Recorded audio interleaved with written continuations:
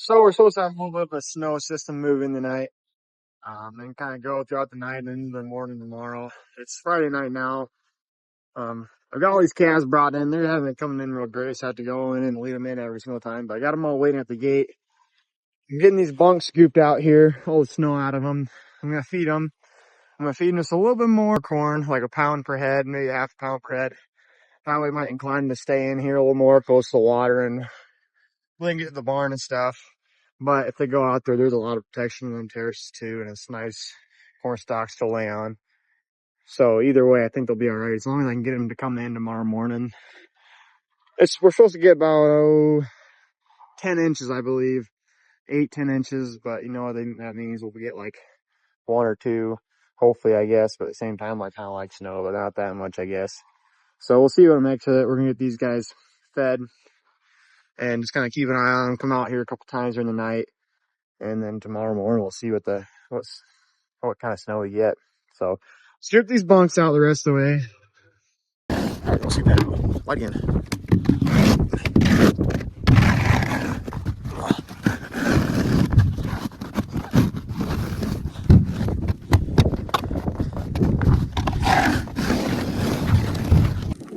So these cattle have actually gotten a little bit sick over this first week and a half. I've had them now, coming up on 2 weeks now. It seems kind of all respiratory. We roped and treated 12 of them now, and just a mixture of grass floor and Mackerson. And then there's one in there. He hurt his hoof. He's actually right there, number 46. He just busted. He kind of must have stepped his toe somehow or something. So he's kind of got a hurt hoof. We checked for abscesses and stuff in the hoof, but couldn't find anything. So we gave him some LA 200, kind of shaved a little bit of the bad, dead stuff off, and that'll grow back, and hopefully he gets better. But he's still got a limp now. It's been about a day now. Anyways, so other than all the ones that I got individually treated, I'm giving them a CTC, and I'll show you that process now. The CTC, I usually get a 10-gram CTC. And it's just a small pellet I can put in the feed. And I only give a half a pound per head per day. So I give about 12 pounds per feeding and sprinkle it throughout the bunk, or 24 pounds in all. This stuff I actually got, I didn't have any of the 10 grams. So I actually ended up getting 100 gram. So this is much more difficult to spread across because it's 10 times as strong. So instead of needing 24 pounds a day, I need 12 pounds per day. I think that's the thing. I think I give it 6 pounds. Yeah, it's just a small little coffee cup. I'll show you guys the process here, but the CTC is just a medicated feed, tiny little granular stuff. The 10 grams is a little bit more of a pellet, and I can sprinkle it throughout their feed, and it just kind of gets in their system and just helps with. It just helps them feel better. It gets rid of some runny noses, some gunky eyes. And it's just kind of medicated feed that helps them out quite a bit. So hopefully that'll help some of the others, so we don't have to rope them and get that treated. So I'll show you guys the process of putting that CTC on this feed now. So the wind kind of makes this tough, but I just want to sprinkle it as evenly on there as I can. And it's super fine stuff, so it's kind of hard, but I'll come back and kind of mix it in more even. So I'm just going to get a nice sprinkle on there. Like I said, the wind makes it tough. It's kind of blowing it downstream. Let's see where we're at. We'll split it nice between the two bunks. Come back down here again, work with the wind. Well, I guess that'd be, I don't know. It worked all right last time. Just kind of sprinkle it on there nice and even. Now we'll move on to the next bunk. Sprinkle it on here, nice and even. Probably find there might be a little bit more feed in the bunk, right? Spread it uneven. Add a little more in there. And then I'll come in here and I'll just kind of mix it in. Maybe get it a little more towards the bottom.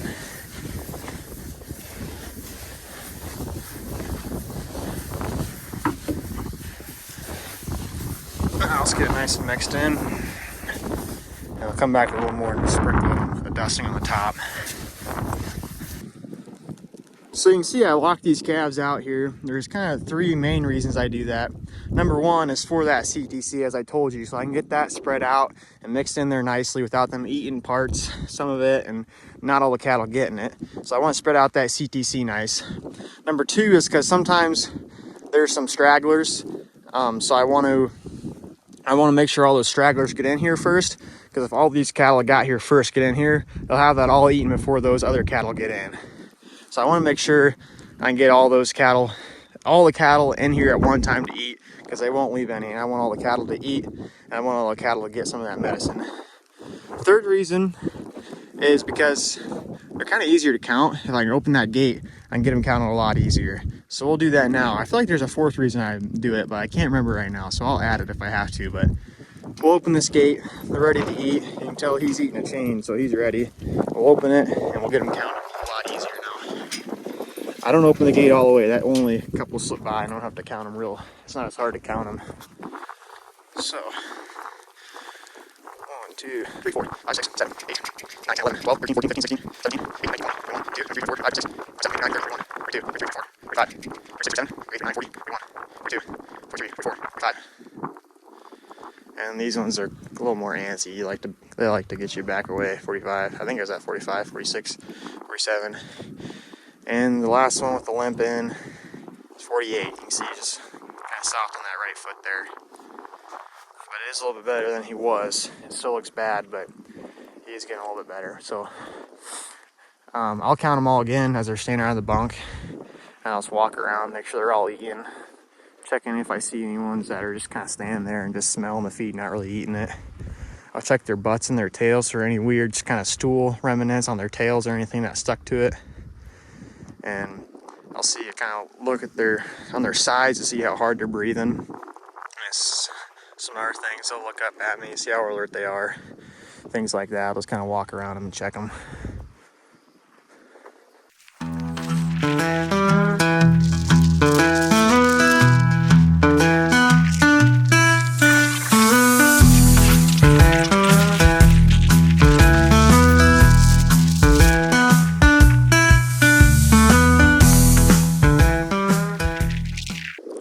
Walk around them again a little more thorough. Maybe walk up through the bunk and just check a little more. Snow is starting to fall again. It goes from this to this. It's the next morning now. Still not quite as much snow as they said we're gonna get, but I think more is on the way. So the cattle have split up. There's only 5 head in here, so we're gonna have to go track to see if we can find all the others out in the field. If they're moving anytime recent, I should be able to maybe find some hoof prints and they try to follow those, but the way the snow's coming down, that probably won't be able to find them. So might take a little bit, but hopefully they can find where they're hunkered down and get them in to eat. So I've been looking for a while now and I have not been able to find them. I've been all up around all them terraces and up on that hill. And on the top of that hill, I was shining down here, trying to see if I could find any out in this whole open field here.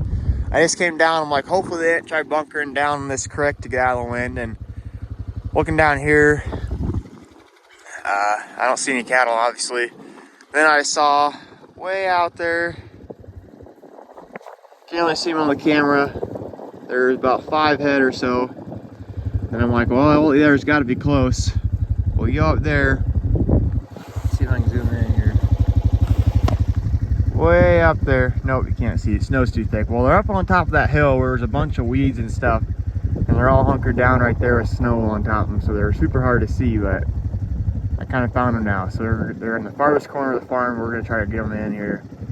And get them fed. So here we go. Here they are right here. About as far away as you can get from the home. You can't really even see home. That's where the trees are. So we got a long ways to go. Let's see if they want to follow me and Henry. Looks like they want to follow Henry. Or I'm going to have to chase them in. Hopefully they'll play easy and just follow me right in here. And that way they can get fed and get warm and get some good goods in their stomach and feel a little better. They're following me in pretty good. It's probably about 6:30 now, so just getting a little more light, but so it's not pitch black dark, but it's not completely light yet. I think they're more interested in Henry and following Henry than they are for feed, so. But I think once we get to the bunk, they'll eat. So, ready to keep going, Henry? Your feet getting cold? All right, let's go.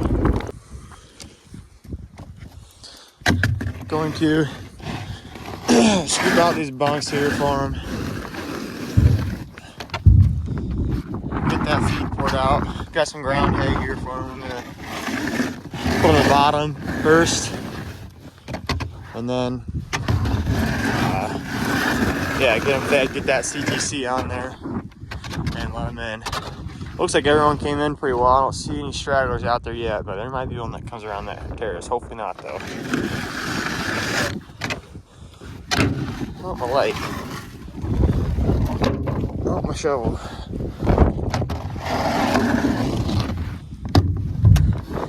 It's really not awfully cold out here. I think it's probably, I don't know what it is exactly. It's probably in the teens, but the wind's not super wicked anymore. It's supposed to pick up throughout the day. And so far the snow it's just snow. It's not sleet or rain. So that helps quite a bit with these cattle. Oh, there's one straggler. That's a bummer. He's always way out there. You see him? Might be the one with the limp.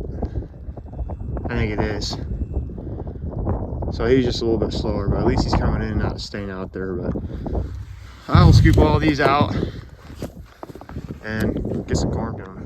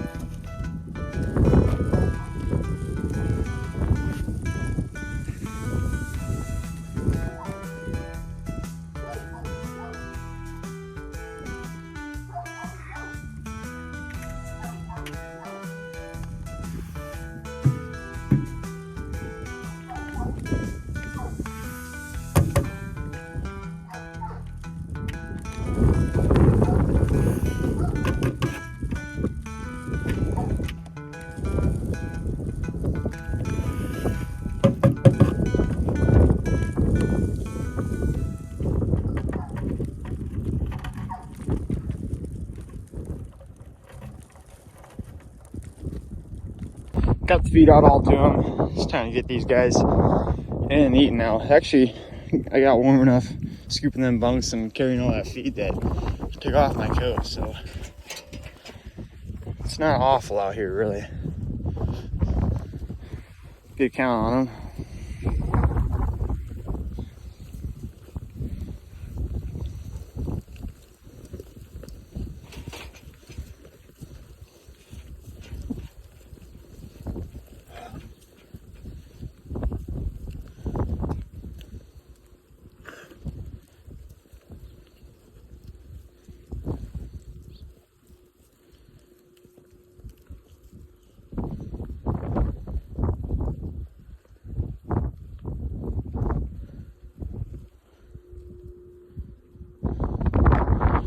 For 748, come on in, guys. Trick when you're counting cattle. Want to open the gate that little bit. They're not running in big groups. They're usually like 3 wide, maybe sometimes 4 wide. So don't count them until they get past you. So don't be like, count cattle here, 1, 2, 3, 4, 5, 6, because then they run past you and you're like, oh, did I count them or not? So don't count them until they're in front of you or past you. You're not trying to count where you were and stuff. So that's a little tip there if we were counting cattle.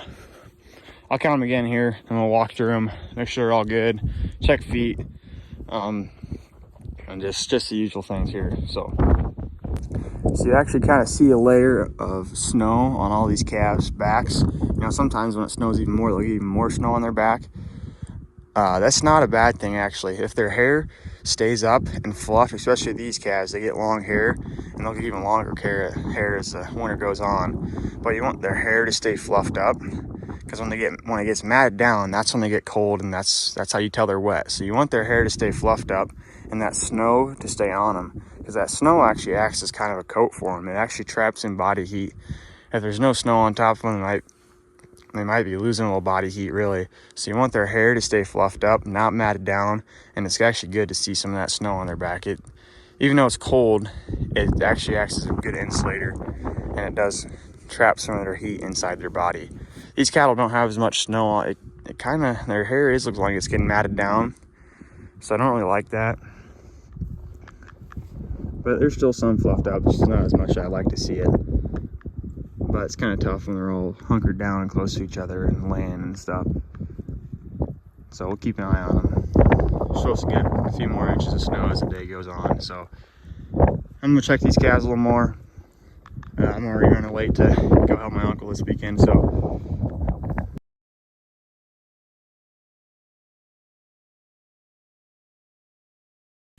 Got the hay out. Since it's this kind of weather, I think I'm just gonna use the old snap to feed trick, so. Man, I love that it's just that easy. Cut the corn out, give it CTC, check the cattle, same process. You guys know the deal. They're all up at the bunk eating now. We got a little more snow throughout the day. Probably ended up getting 8, 9 inches, and it was all spread out evenly. The wind wasn't, blowing super hard, but now the wind's picking up quite a bit. Down this little hill here, it doesn't seem so bad, but as you can see, like in spots, the ground's getting bare again, and it's starting to drift. So I worry about the drifts in the snow or in the wind a little more, because number one, wind can make the cattle colder. Number two, with drifts, they can just drift some things shut.